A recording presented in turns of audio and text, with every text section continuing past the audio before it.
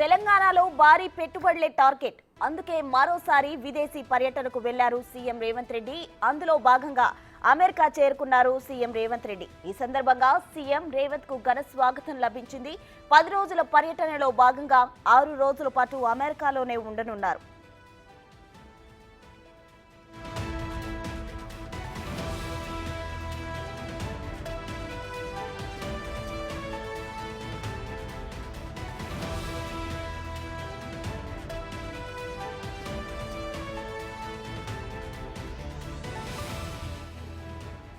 రాష్ట్రానికి భారీగా పెట్టుబడులు తీసుకురావడమే లక్ష్యంగా సీఎం పర్యటన సాగుతోంది. వివిధ సంస్థల సీఈఓ ప్రతినిధులతో సమావేశమవుతారు సీఎం రేవంత్.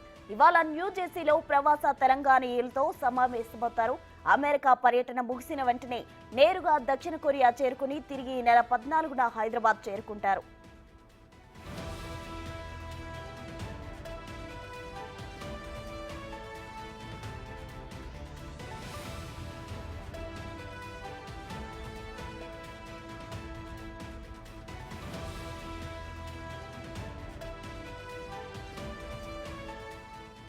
మొత్తం 10 రోజుల పర్యటనలో భాగంగా ప్రముఖ పారిశ్రామిక దిగ్గజాలతో 52 సమావేశాల్లో పాల్గొననున్నారు సీఎం. రాష్ట్రానికి 50,000 కోట్లకు పైగా పెట్టుబడులు తీసుకురావడమే లక్ష్యంగా ఆయా సంస్థల ప్రతినిధులతో చర్చలుంటాయని అధికారులు చెబుతున్నారు. 5న న్యూయార్క్లో కాగ్నిజెంట్ సీఈఓతో పాటు ఆర్గా సీఈఓ రామకృష్ణ, P&O సంస్థ COO శైలేష్ జేజికర్తో పాటు ర్యాపిడ్ 7 ప్రతినిధులతో భేటీ అవుతారు.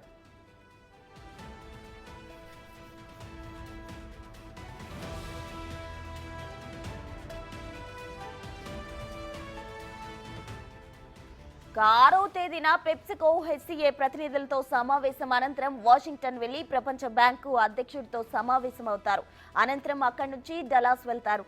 7న Charles Schwab head Mahatma Gandhi memorial plaza సందర్శిస్తారు. ఐటీ సేవల సంస్థలతో రౌండ్ టేబుల్ సమావేశం ఉంటాయి.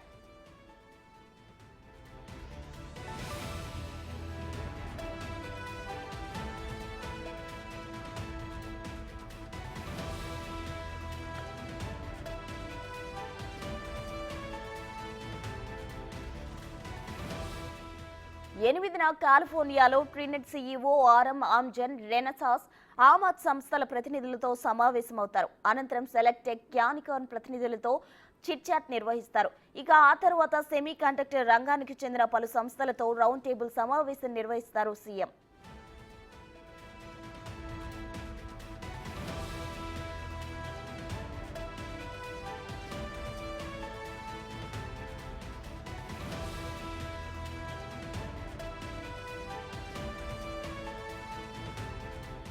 ఇక 9న గూగుల్ సీనియర్ అధికారులతో భేటీ ఉంటుంది.